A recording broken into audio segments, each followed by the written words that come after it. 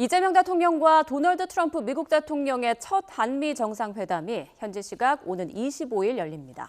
이재명 대통령은 잠시 뒤 국무회의를 주재하고 산업재해 사고 근절 관련 보고를 받는데요. 대통령실 취재기자 연결해서 알아보겠습니다. 홍민기 기자, 먼저 정상회담 일정부터 전해주시죠. 네, 오늘 오전 강유정 대통령실 대변인이 브리핑을 열고 한미 정상회담 일정을 발표했습니다. 도널드 트럼프 미국 대통령의 초청으로 이재명 대통령이 미국 현지 시각 오는 24일부터 26일까지 미국을 방문할 예정이라고 밝혔습니다. 트럼프 대통령과의 정상회담은 8월 25일 오전 백악관에서 열립니다. 이 대통령 취임 82일 만에 열리는 첫 한미 정상회담인데요. 강 대변인은 이번 회담에서 한미 동맹을 미래형 포괄적 전략 동맹으로 발전시키는 방안이 논의될 거라고 설명했습니다. 이 가운데 주한미군 주둔비, 즉 방위비 분담금을 포함한 국방비 증액이 정상회담 테이블에 오를 것으로 예상되는데요. 트럼프 대통령은 앞서 한국이 방위비 분담금으로 100억 달러를 내야 한다고 주장하기도 했는데 정상회담에서도 이와 비슷한 요구가 나올 것으로 보입니다.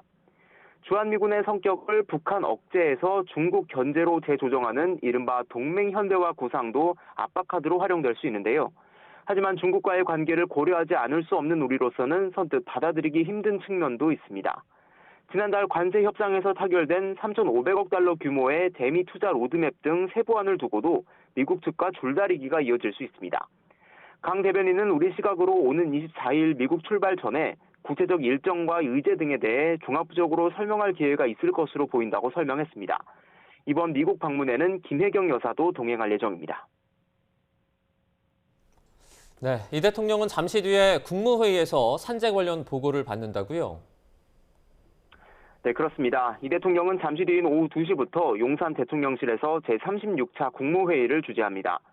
오늘 회의에선 안건 59건에 대한 심의와 함께 산업재해와 관련한 부처들의 보고가 이뤄질 예정인데요.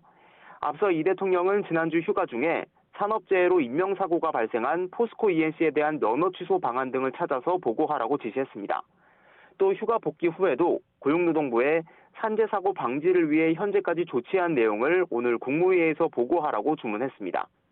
이에 따라 노동부는 중대재해 감축을 위한 조치와 대응사항을, 국토교통부는 건설 현장 중대재해 대응 방안과 관련한 내용을 보고할 것으로 보입니다. 보고를 받은 이 대통령이 산재 근절과 관련한 추가 지시를 내릴 가능성도 있습니다. 지난 5일 여당 주도로 국회를 통과한 방송법 개정안은 오늘 국무회의 안건엔 포함되지 않은 것으로 파악됐습니다. 지금까지 용산 대통령실에서 YTN 홍민기입니다.